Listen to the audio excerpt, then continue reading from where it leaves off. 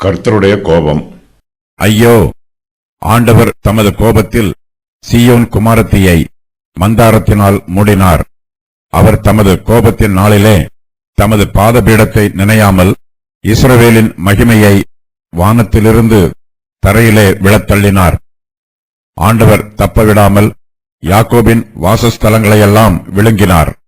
அவர் யூதா குமாரத்தியின் அரண்களையெல்லாம் தமது சினத்திலே இடித்து தரையோடே தரையாக்கி போட்டார். ராஜ்யத்தையும் அதன் பிரபுக்களையும் பரிசுத்த குலைச்சலாக்கினார். அவர் தமது உக்கிர கோபத்திலே இஸ்ரவேலின் கொம்பு முழுவதையும் வெட்டி போட்டார்.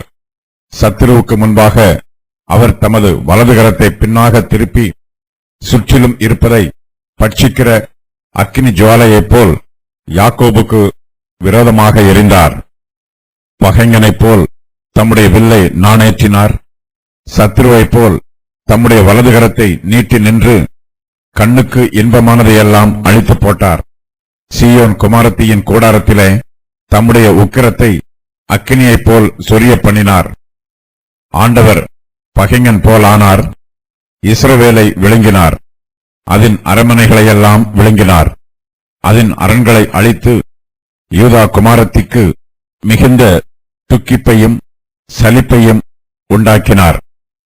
தோட்டத்தின் வேலியைப் போல இருந்த தம்முடைய வேலியை பலவந்தமாய் பிடுங்கிப் போட்டார். சபை கூடுகிற தம்முடைய ஸ்தலங்களை அழித்தார். கர்த்தர் சீயோனிலே பண்டிகையையும் ஓய்வு நாளையும் மறக்கப் பண்ணி தமது உக்கிரமான கோபத்தில் ராஜாவையும் ஆசாரியனையும் புறக்கணித்து விட்டார்.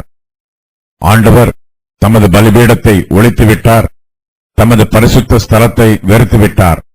அதனுடைய அரண்மனைகளின் மதில்களை சத்துருவின் கையில் ஒப்புக் கொடுத்தார்.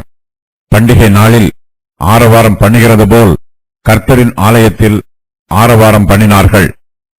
கர்த்தர் சீயோன் குமாரத்தியின் அலங்கத்தை நிர்மூலமாக்க நினைத்தார். நூலை போட்டார். அழிக்காதபடி தம்முடைய கையை அவர் முடக்கிக் கொண்டதில்லை. அரணிப்பையும் அலங்கத்தையும் புலம்பச் செய்தார்.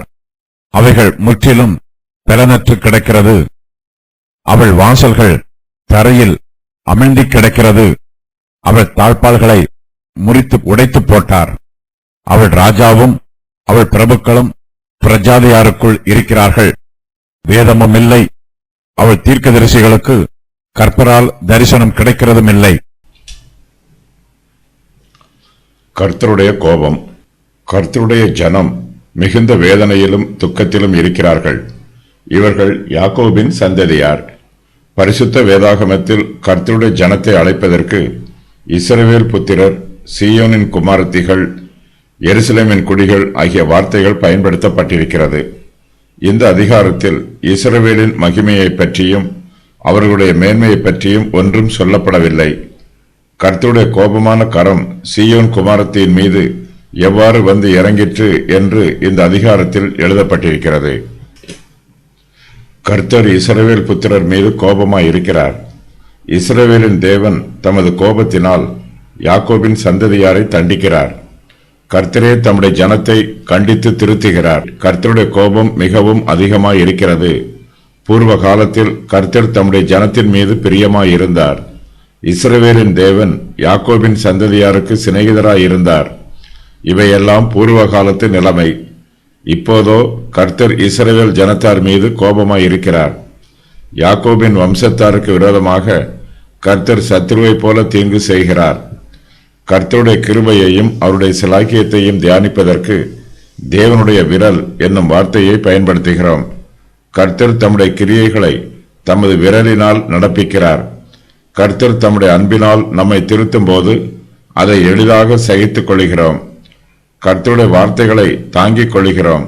அதை கர்த்தர் தம்முடைய அன்பினால் நமக்கு கண்டிக்கும் போது கர்த்தருடைய கோபத்தை நம்மால் தாங்கிக் கொள்ள முடியாது. கர்த்தர் நம்மை அடிக்கும் போது நம்முடைய காயம் மிகவும் ஆழமாகவும் அதிகமாகவும் இருக்கும். கர்த்தர் பட்சிக்கிற அக்கினி ஜுவாலையைப் போல் யாக்கோபுக்கு விரோதமாக எரிகிறார். கர்த்தர் தமது கோபத்தை அவர்களுக்கு விரோதமாக காண்பிக்கிறார். கர்த்தருடைய பிள்ளைகள் அவருக்கு விரோதமாக பாவம் செய்கிறார்கள். அவர்களுடைய பாவம் கர்த்தருடைய கோபத்தின் அக்கினியை பற்றி எரிய செய்கிறது. கர்த்தர் தமது சுபாவத்தில் அன்பானவர், கிருபையும் இரக்கமும் மிகுந்தவர். ஒரு தகப்பன் தன்னுடைய பிள்ளைகளுக்கு இரக்கம் காண்பிப்பது போல கர்த்தரும் தம்முடைய ஜனத்திற்கு இரக்கம் காண்பிக்கிறார். அவர்கள் மீது அன்பாக இருக்கிறார். கர்த்தர் ஒருபோதும் தம்முடைய பிள்ளைகள் மீது காரணம் இல்லாமல் கோபப்படுவதில்லை. கர்த்தருக்கு சாதாரணமாக கோபம் வராது. ஆனாலும் கர்த்தருடைய பிள்ளைகள் தங்கள் பாவத்தினால் அவரை கோபப்பட வைத்து விடுகிறார்கள். கர்த்தருடைய கோபத்திற்கு அவர்களே காரணமாக இருக்கிறார்கள். கர்த்தர் இப்போது தம்முடைய ஜனத்திற்கு பகைஞனைப் போல இருக்கிறார். ஆண்டவர் பகைஞன் போல் ஆனார் என்று எரேமியா சொல்லுகிறார். அவர் பகைஞனைப் போல தம்முடைய வில்லை நாணேற்றினார். கர்த்தர் சத்துருவைப் போல் தம்முடைய வலதுகரத்தை நீட்டி நின்று கண்ணுக்கு இன்பமானதையெல்லாம் அழித்து போட்டார். சீயோன் குமாரத்தியின் கூடாரத்திலே தம்முடைய உக்கிரத்தை அக்கினியைப் போல் சொரிய பண்ணினார். கர்த்தர் தமது உக்கிர கோபத்திலே இஸ்ரவேலின் கொம்பு முழுவதையும் வெட்டி போட்டார். சத்துருவுக்கு முன்பாக அவர் தமது வலதுகரத்தை பின்னாக திருப்பி சுற்றிலும் இருப்பதை பட்சிக்கிற அக்கினி ஜுவாலையைப் போல் யாக்கோபுக்கு விரோதமாக எரிந்தார். கர்த்தர் ஒருபோதும் தம்முடைய ஜனத்திற்கு பகைஞர் அல்ல. கர்த்தருடைய பிள்ளைகள் அவருக்கு விரோதமாய் பாவம் செய்யும் போது கர்த்தர் அவர்கள் மீது கோபப்படுகிறார். அவர்களை கண்டித்து திருத்துகிறார். ஆனாலும் சில சமயங்களில் ஆண்டவர் தம்முடைய ஜனத்திற்கு பகைஞனைப் போல இருக்கிறார். கர்த்தர் கோபப்படும் போது அவர் தம்முடைய கிருபையையும் இரக்கத்தையும் வெளிப்படுத்த மாட்டார். இஸ்ரவேல் ஜனங்களுக்கு மிகப்பெரிய அழிவு உண்டாயிற்று. அவர்கள் எல்லாவற்றையும் இழந்து போனார்கள். கர்த்தர் தம்முடைய கோபத்தினால் அவர்களை தண்டித்தார்.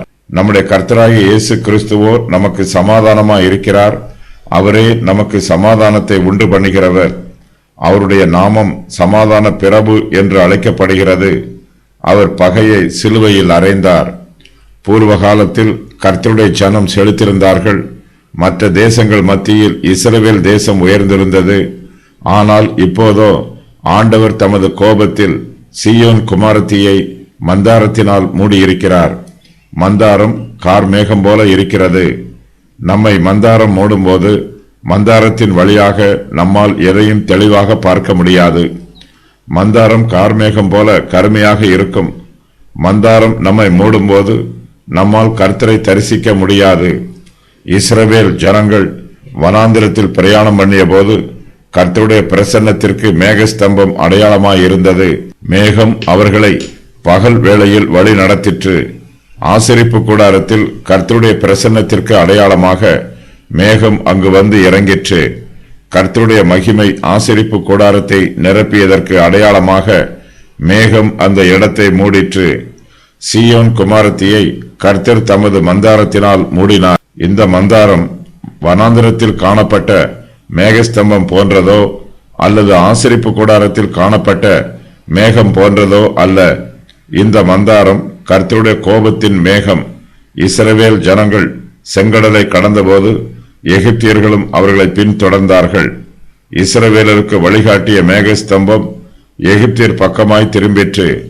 அங்கு காரிருள் உண்டாயிற்று. எகிப்தியர் எல்லோரும் செங்கடலில் மூழ்கினார்கள். கர்த்தர் தம்முடைய பிள்ளைகளுக்கு மேகஸ்தம்பத்தை காண்பிக்கிறார்.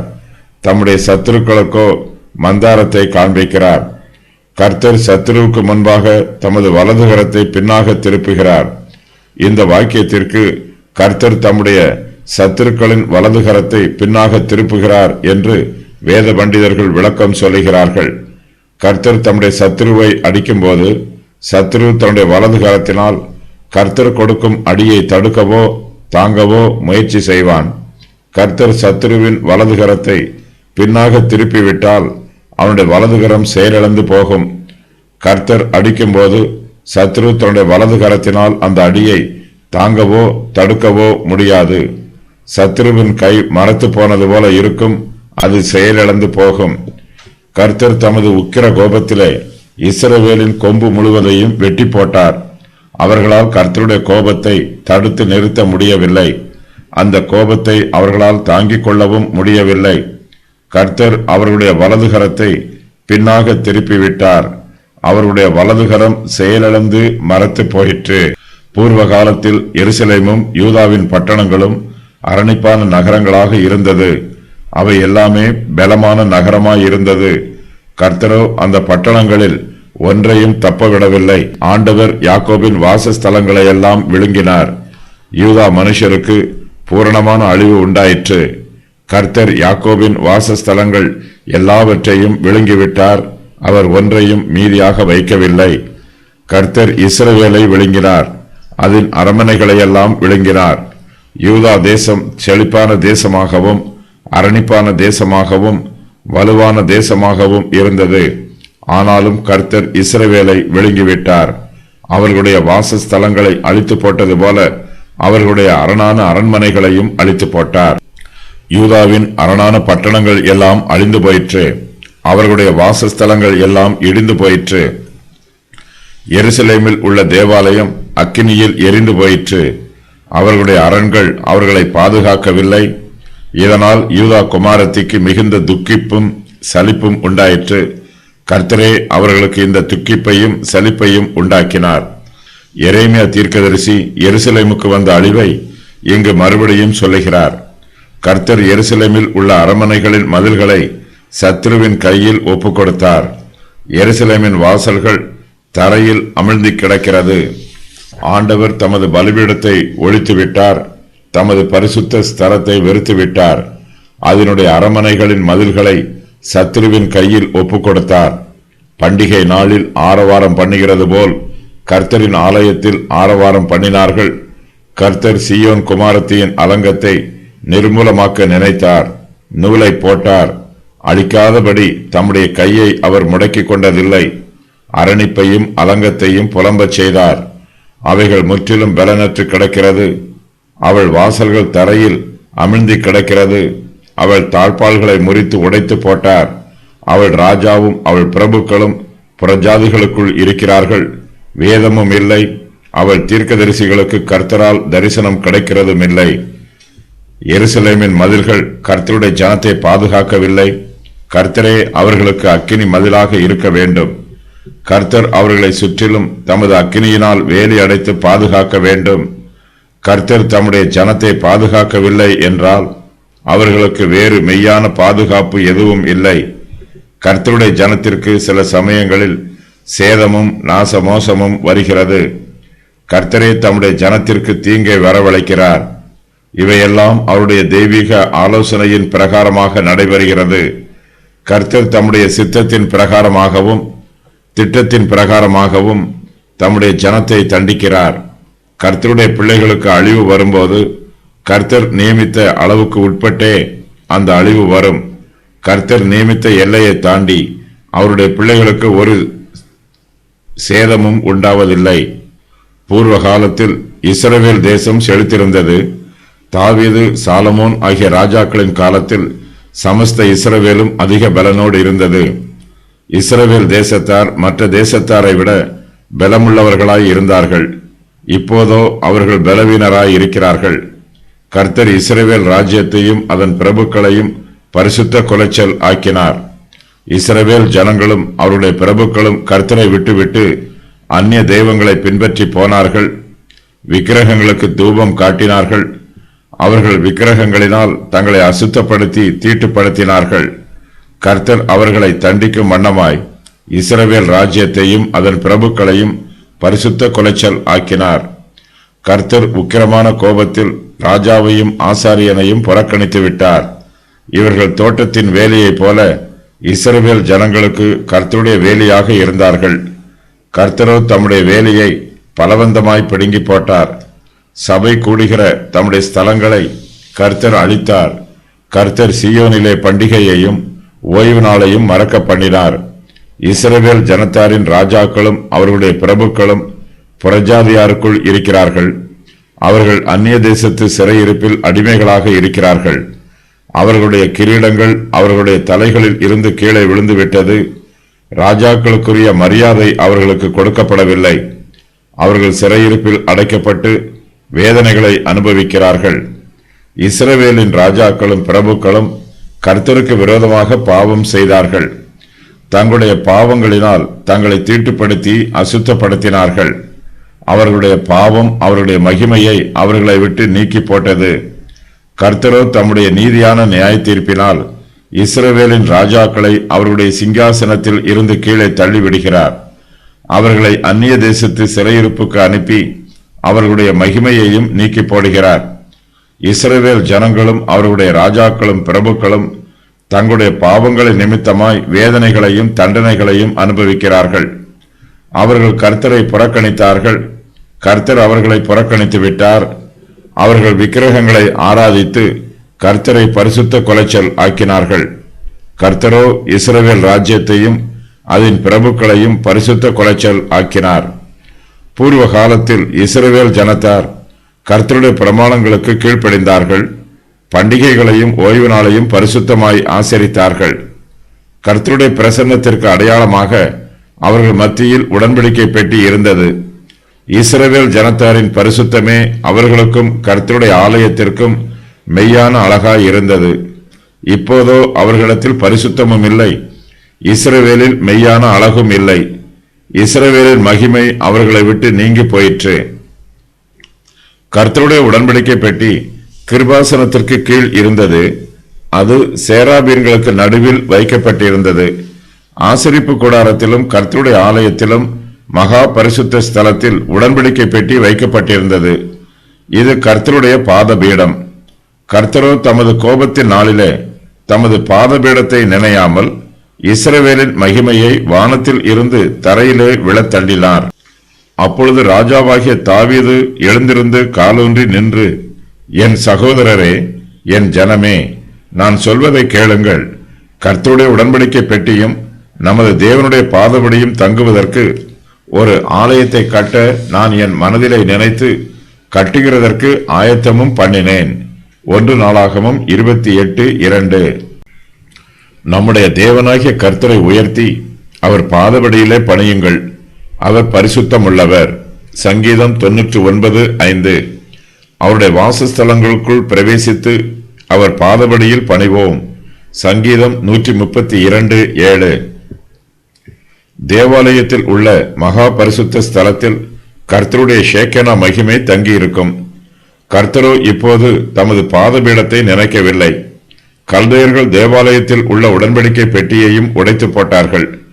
உடன்படிக்கை பெட்டியையும் தேவாலயத்தில் உள்ள பரிசுத்த பணிமுட்டுகளையும் பாபிலோன் தேசத்திற்கு தூக்கி கொண்டு போய்விட்டார்கள்.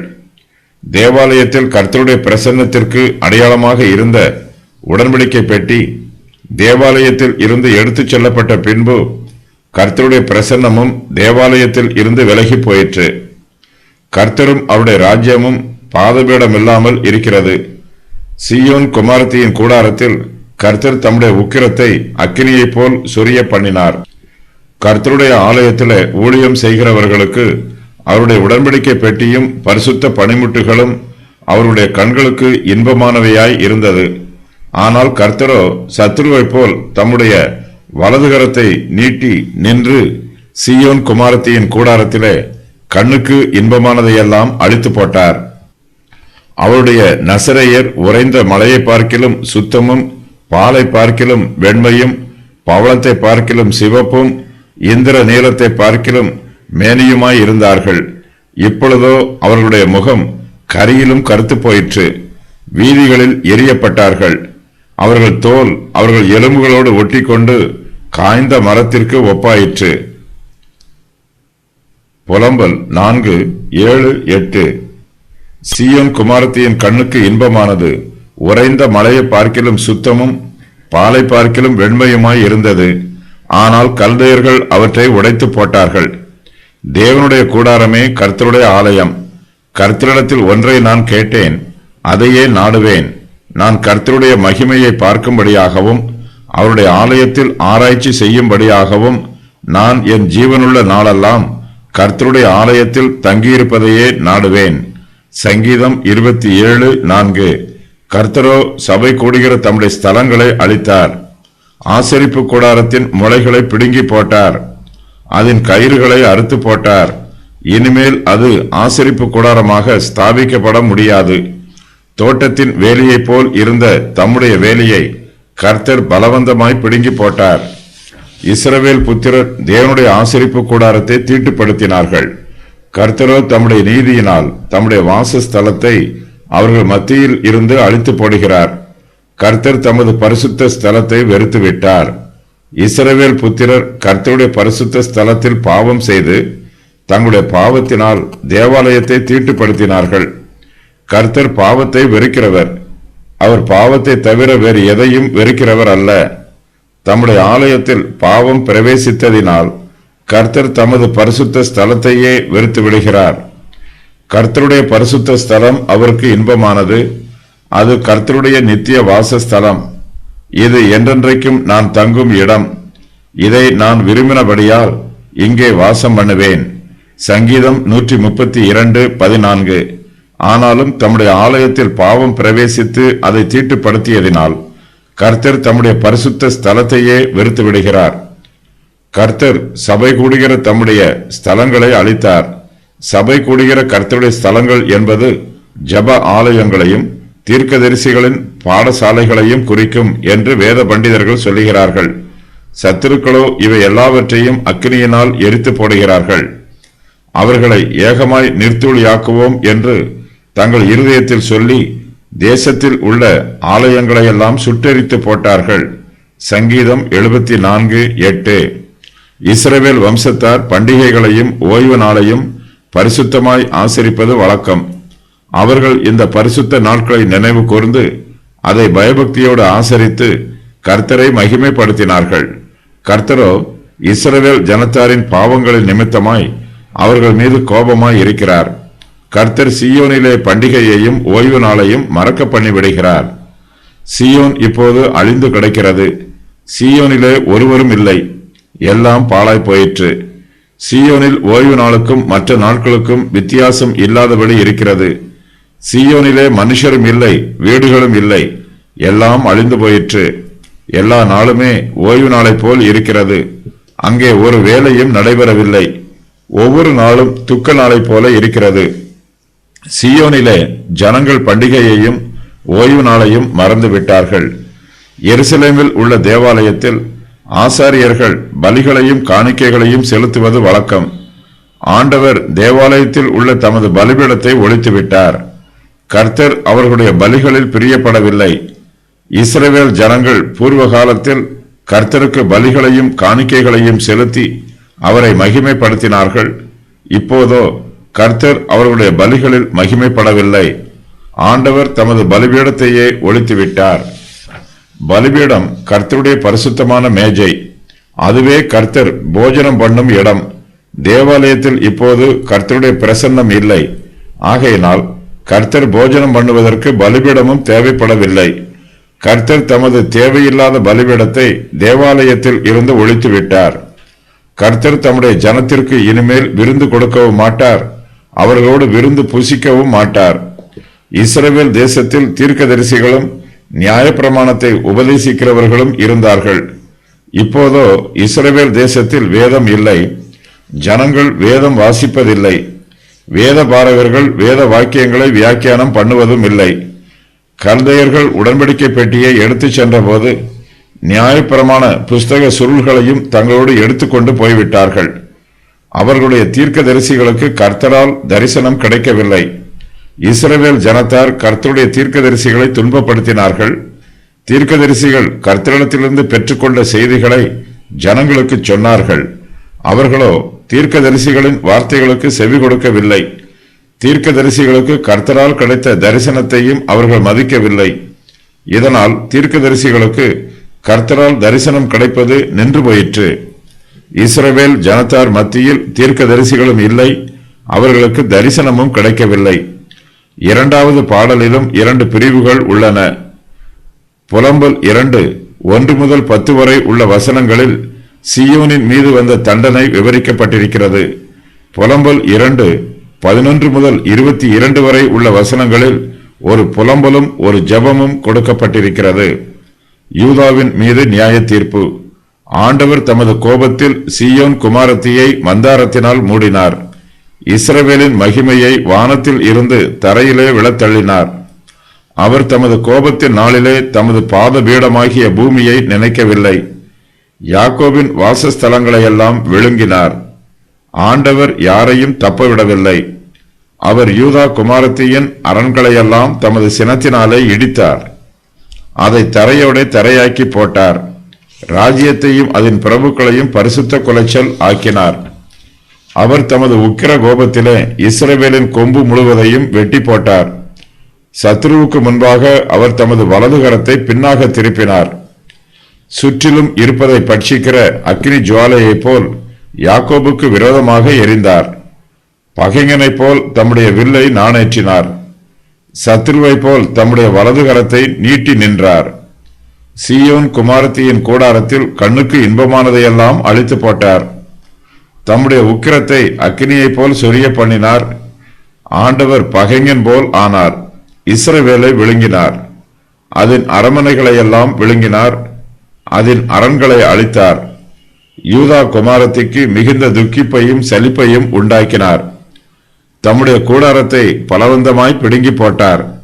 சபை கூடுகிற தம்முடைய ஸ்தலங்களை அழித்தார். சீயோனிலே பண்டிகையையும் ஓய்வு நாளையும் மறக்க பண்ணினார். தமது உக்கிரமான கோபத்தில் ராஜாவையும் ஆசாரியனையும் புறக்கணித்து விட்டார். தமது பலிபீடத்தை ஒழித்து விட்டார். தமது பரிசுத்த ஸ்தலத்தை வெறுத்து விட்டார். அதனுடைய அரண்மனைகளின் மதில்களை சத்ருவின் கையில் ஒப்புக் கொடுத்தார். அவர்கள் கர்த்தரின் ஆலயத்தில் ஆரவாரம் பண்ணினார்கள். கர்த்தர் சீயோன் குமாரத்தியின் அலங்கத்தை நிர்மூலமாக்க நினைத்தார்.